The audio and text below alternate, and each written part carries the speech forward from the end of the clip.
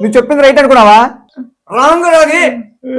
రాబాయ్ ఏడ్చొద్దు. Sir simple question అడిగండి sir.